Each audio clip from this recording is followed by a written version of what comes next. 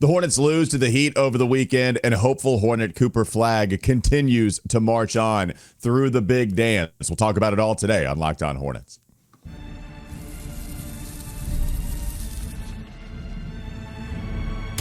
You are Locked On Hornets, your daily Charlotte Hornets podcast. Part of the Locked On Podcast Network, your team every day. In a minute, cuz we live.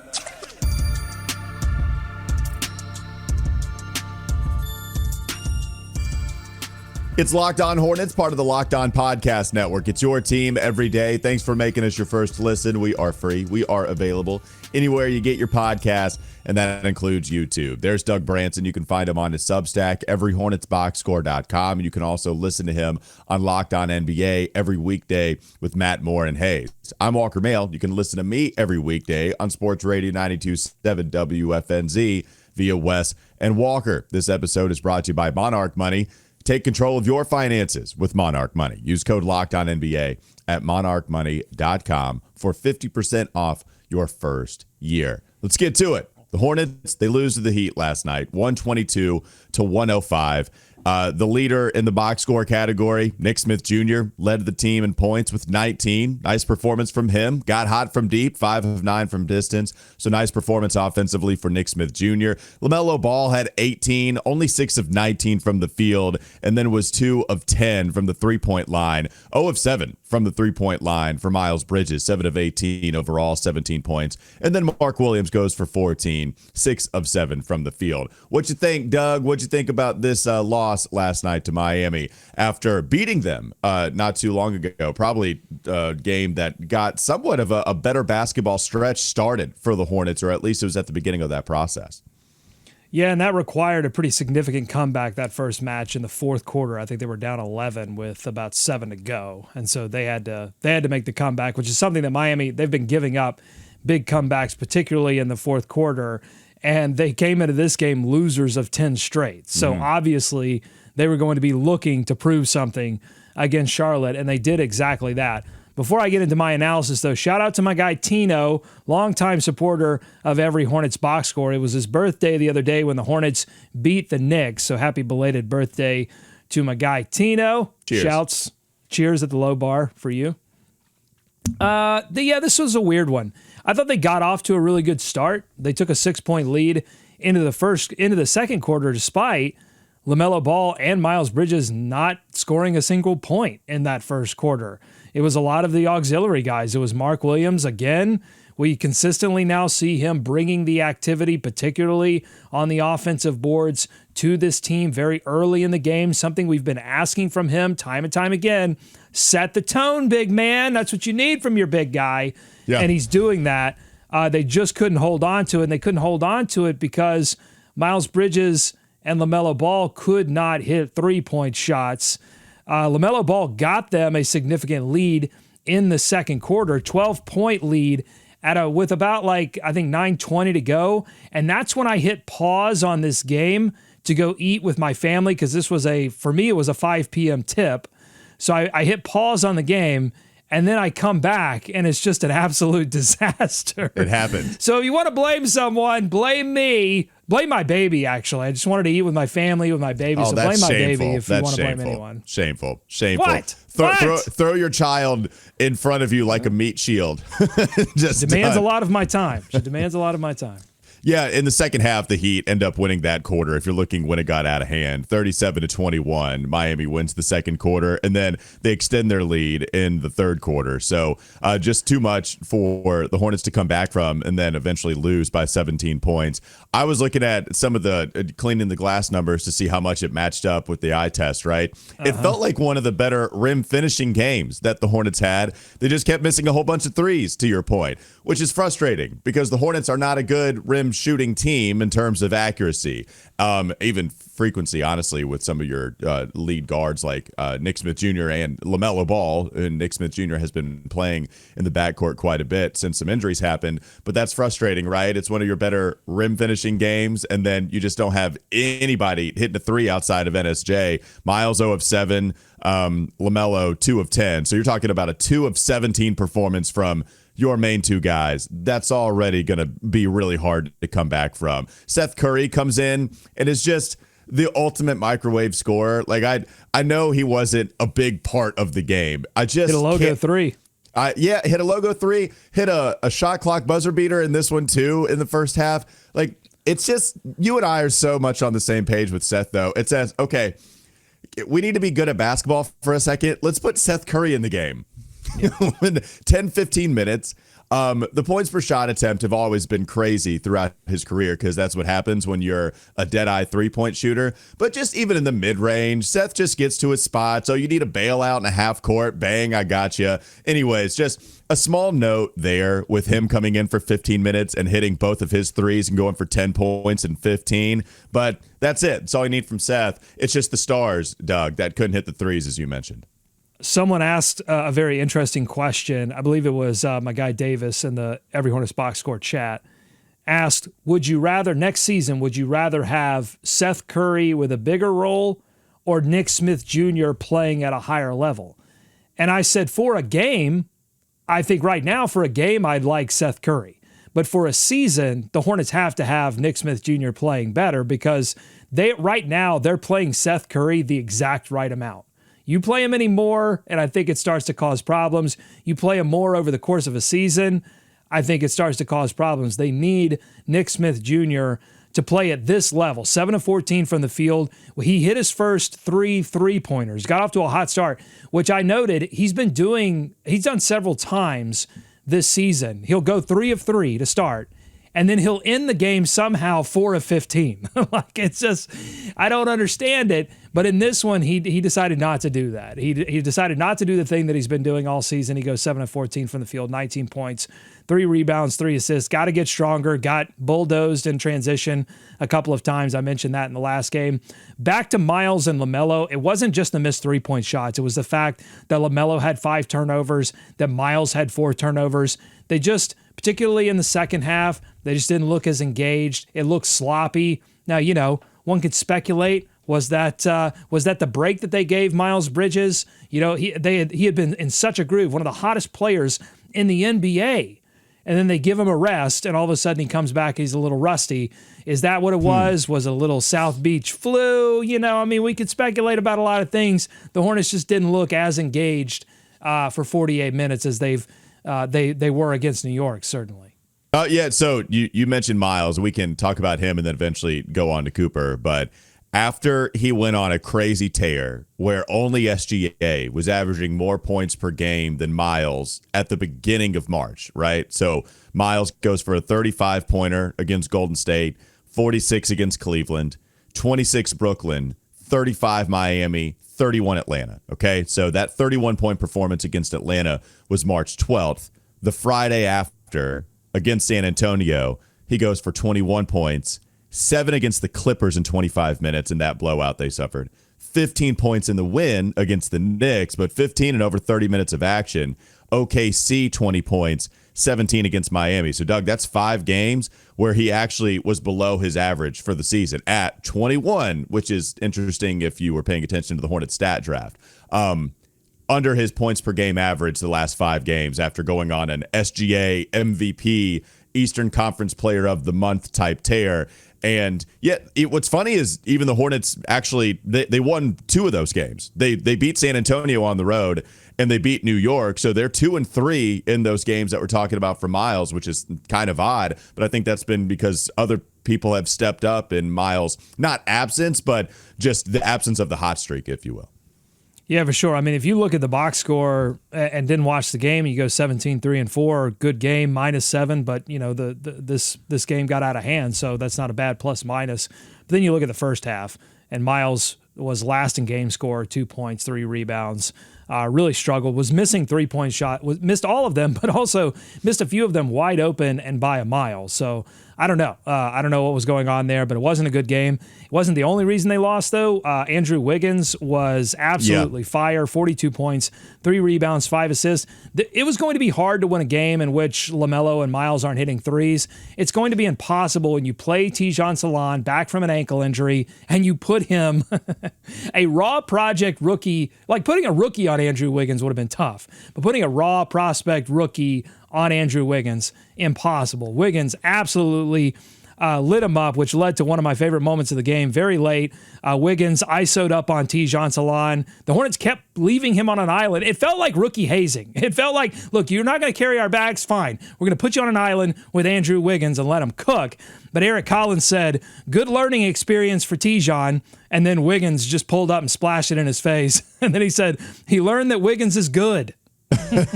Doug, it might have been the best mid-range game that a team has had in the NBA all season long, according to the numbers, at least. You look at cleaning the glass.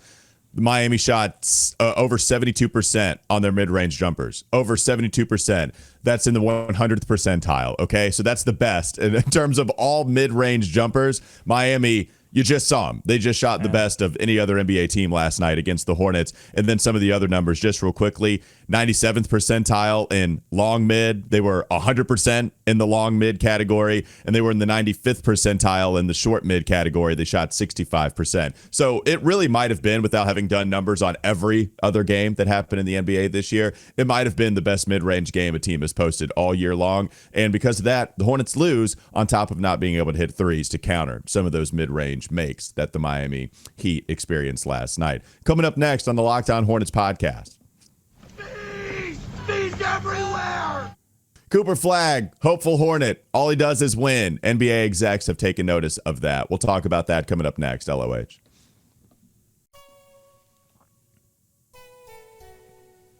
This episode is brought to you by Monarch Money. Ever check your bank account and wonder, where did all my money go? More so recently, now that you ask that question, Monarch, thank you. Between dining out, online shopping, and entertainment, it's easy to lose track. That's where Monarch Money comes in, your personal CFO, giving you full visibility and control over your finances. Monarch Money isn't just a budgeting app, it's a complete financial command center. With all your accounts, investments, and spending in one place, you can go beyond just managing money and start building wealth. You might be surprised at how much you're spending on things like food delivery or streaming subscriptions. With Monarch, you'll see exactly where your money is going, so you can budget smarter and save more. Instead of juggling multiple apps, Monarch makes it easy to check your finances, track spending, and even plan for long-term goals all in one place. And if you're managing money with a partner, it's never been smoother. You can track shared and personal accounts, set goals together, and stay on the same page without the stress too, which is nice. Take control of your finances with Monarch Money. Use code LOCKEDONNBA at monarchmoney.com for 50% off your first year. That's monarchmoney.com, code LOCKEDONNBA for half off your first year. More Locked On Hornets ahead.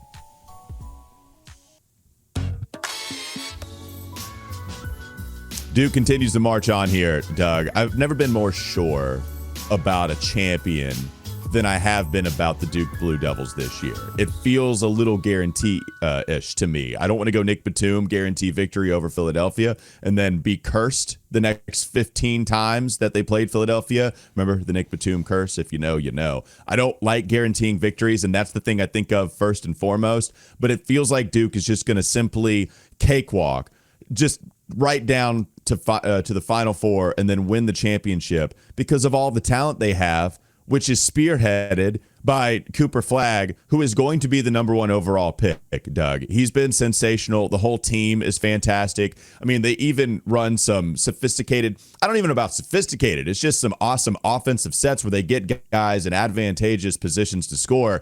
Cooper Flagg, all he does is win, and NBA execs are taking notice, as I mentioned, Doug. What kind of comment do you have on the number one overall pick?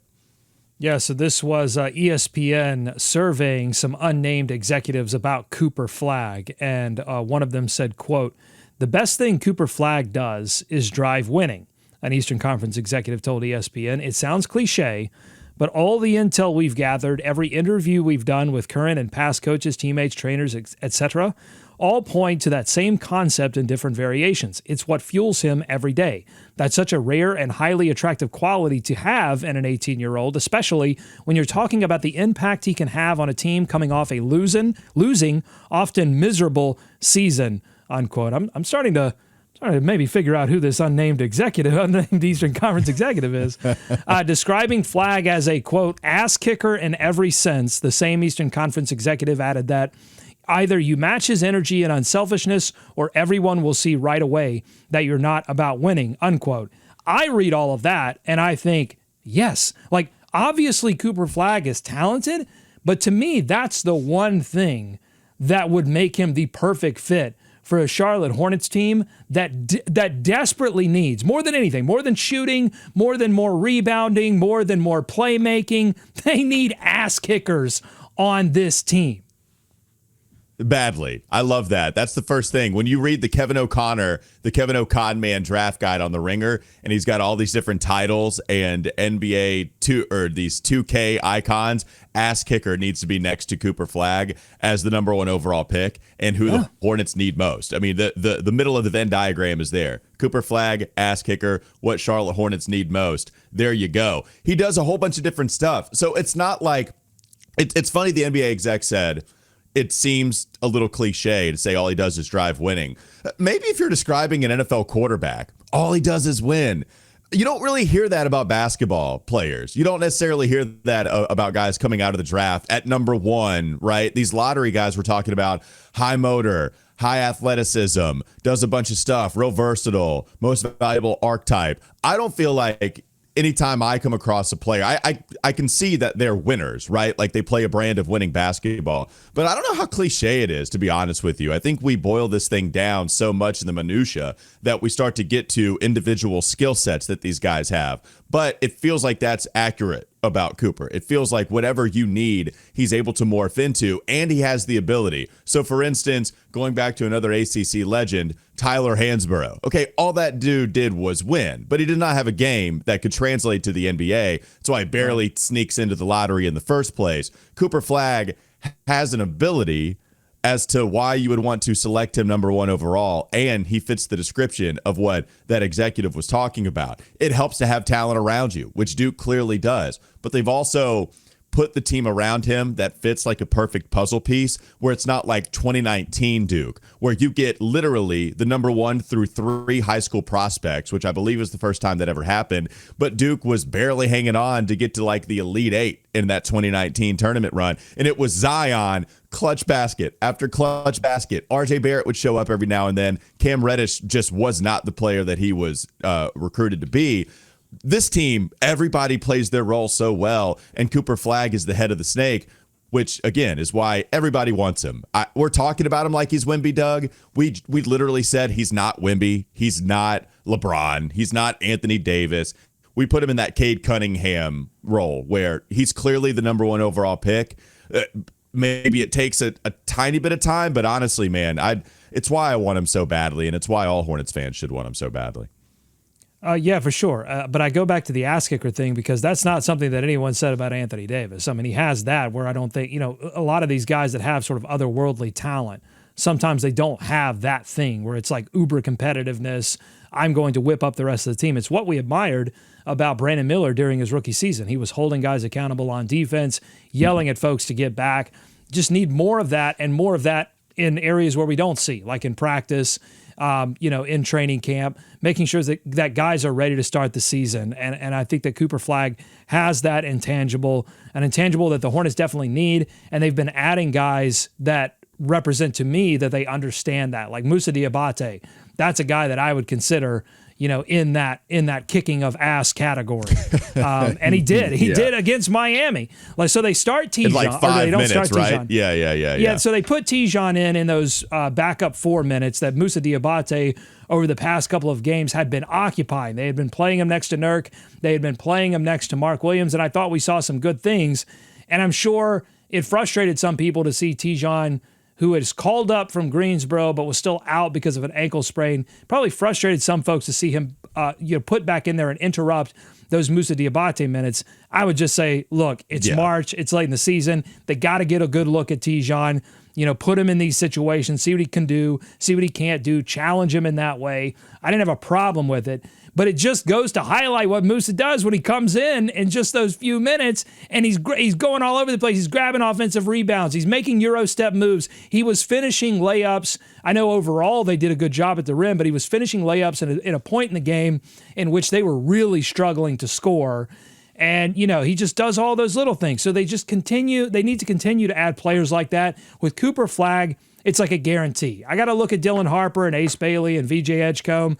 And maybe some of those guys have that quality too, But obviously, like you can just see it when you watch Cooper play. His competitiveness is just at a whole different level. Well, and like the thing is, you're totally right about that. It's the fact that you have the ability also that I don't want to be undersold, because MKG had that. MKG was just wall to wall, the hardest working player in the game, which was why I liked the pick when he was there at second overall. It was like they can fix the shooting. Eventually they couldn't fix the shooting. And even more than that, that year where he got injured really hurt him, right? I mean, yeah, I guess that's obvious, but you get the idea. It really hurt his future in the NBA. But the competitiveness of MKG was second to absolutely none. And again, on a Cooper Flagg level and even more. Like, he won a championship with AD because they were both defensive stalwarts. They were incredible. But maybe he didn't have the offensive firepower, right? Like, he didn't have the vision like Cooper does. He didn't have the shooting touch like Cooper does, which is what vaults a guy like Cooper up to number one overall. So it's the matching, it's the attitude of the skill that he has. And I think he does have the ability to create for himself. We see it. It's going to be tweaked. It's going to continue to improve. But yeah, so I guess what we're saying is, if we're setting the Hornets up to fail if they don't get the number one overall pick, like this episode, it's gonna hurt when we don't see the Hornets logo as the last card revealed. There's still a lot of talent. I think this NBA draft, the depth that we were talking about last year, I think it's held strong. You got to see Derek Queen hit a game winner last night, maybe a travel, but Derek Queen hit a game winner last night. Just so skilled. It's a fun draft. Maybe in that sense, it's like the Wemby draft, where you have somebody clearing away the number one overall guy, but there's still a lot of talent to be had, even if you miss out on number one overall. Yeah, for sure. We'll talk a little bit more about that talent in the next segment when we do a mock draft. By the way, I'm ready. I'm going to start it. Ready? Yeah. Mock draft today. Mock draft today. Mock draft every single day. Monday through Friday, every single weekday. Every mock day? Draft. Wait, how much? Well, hold on. I promise. Hold on. Wait, how many days until we get to the NBA draft? Because this is the earliest you've done this. You count them up while I tell you that Cooper Flagg, the Hornets would be the perfect situation for Cooper Flagg, because all of that competitiveness, all of that leadership, all of that ass kicking, he can do that in Charlotte. He should be allowed to do all of that he wants in Charlotte. You know why? Because this group of veterans that they have done absolutely squat in terms of winning.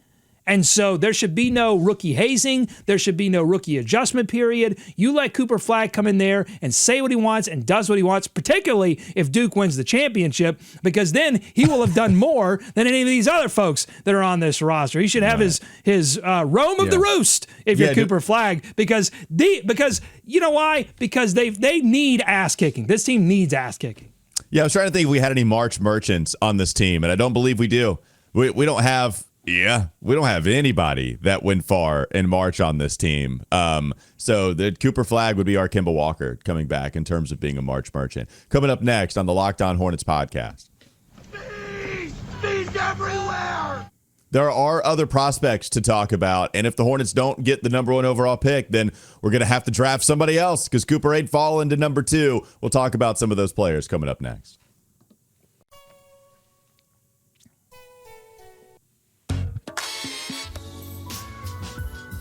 The keeper of the mock drafts. I mean, that's incredible. I'll look up the draft date, but if you really have one every single day, I'm impressed.